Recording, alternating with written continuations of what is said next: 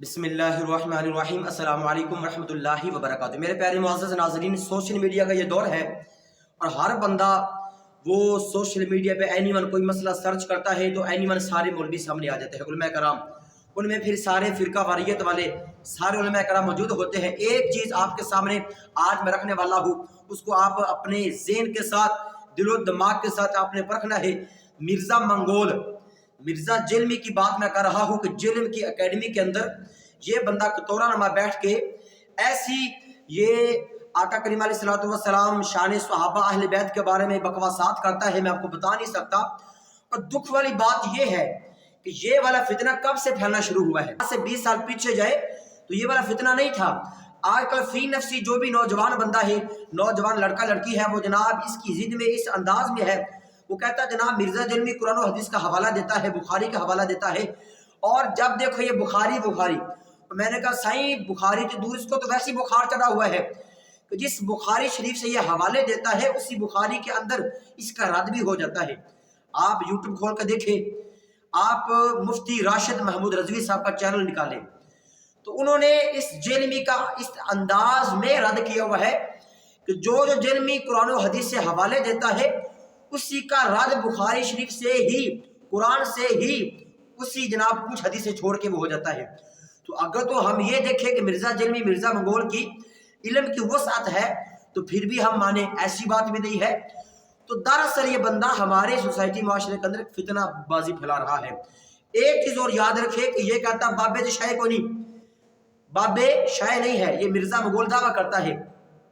कुरान ही फरमाता है अला इन्ना औलिया अल्लाहि ला खौफुन अलैहिम वला हुम यहज़नून। इसमें एक चीज़ ये है कि जो 2 नंबर पीरबाज है उसकी नफ़ी तो हम भी करते हैं, अहले सुन्नत अल्हम्दुलिल्लाह, उसकी नफ़ी हम भी करते हैं।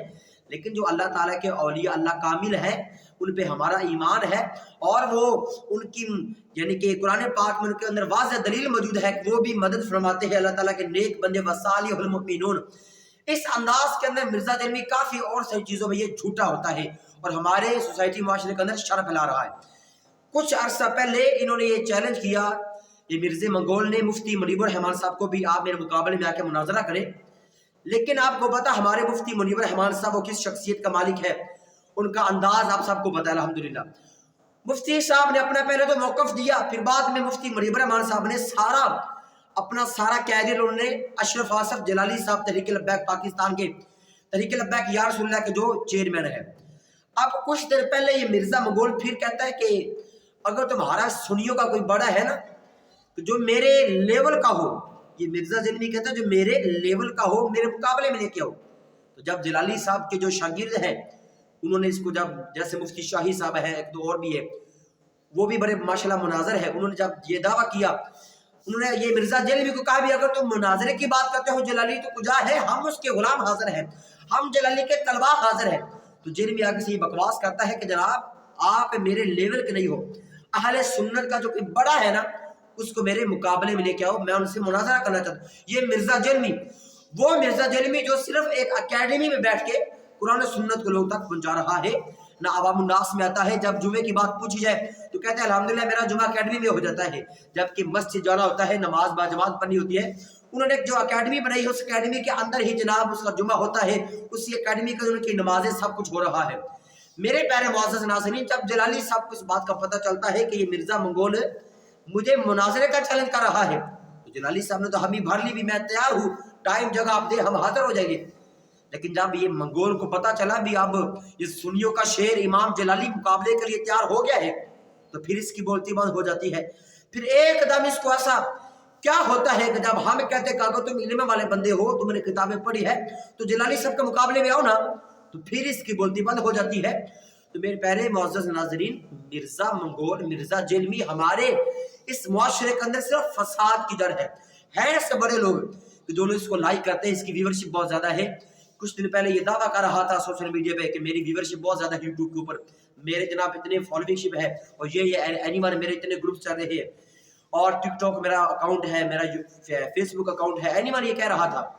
मेरे भाइयों इस बात को याद रखे, ये बंदा जहाँ से दलाइल देता है ये जायज़ नहीं है, ये बिदअत है, ये कुफ्र है, फला फला ये फतवे लगाता है, उन्हीं किताबों के अंदर ही हम इनकी नफी करते हैं।